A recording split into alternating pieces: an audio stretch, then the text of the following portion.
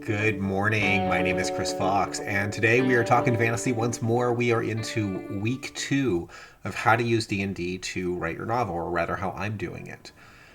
Thus far, it's been really useful, and I'm noticing there are some challenges in that a D&D campaign provides you with a wealth of story, and you don't need to get it all down in the novel. So what you have to do is pick, okay, this scene is important, this scene is not important.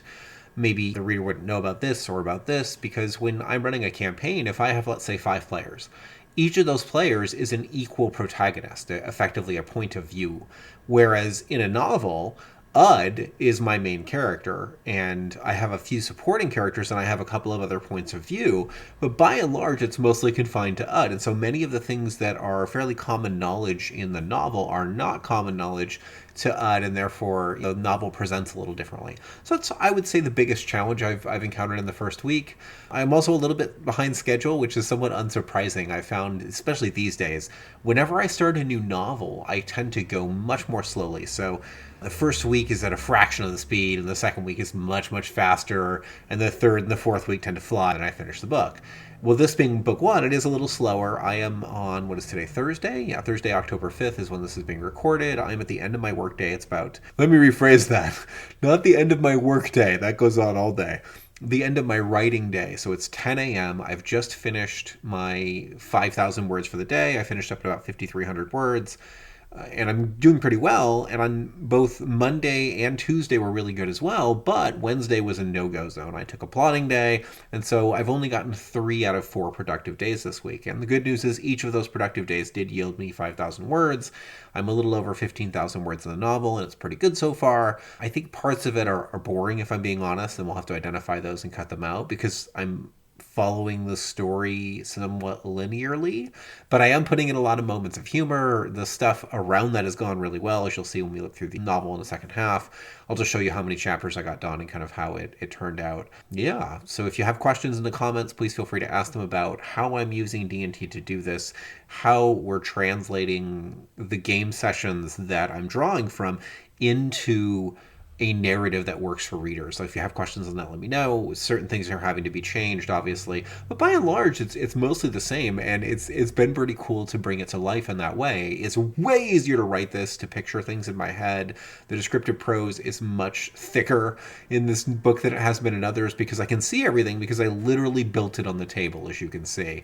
I'll keep sprinkling in images from the campaign, and you can see various battles that I've done on this table. So this is the first time I've had a visual aid of this magnitude, and it is amazing. I'm effectively playing with D&D Legos and building whatever scene I want ahead of time, so I have a lot more imagination invested in it. And sure, that takes a lot more time, but this is harkening back to my roots as a kid when I did this for fun for no other reason than this is what I wanted to do, not because this was my profession and it supported me. So thus far, this book's a big win. I'm loving every minute of it. I'm not sure if it'll be successful at all. I have no idea. I think my title's fairly funny. If I do the marketing well, hopefully it'll do all right. But this is of secondary concern. My goal is to write a really funny fantasy novel, and I'm off to a great start doing that. So let's go ahead and jump into the second half.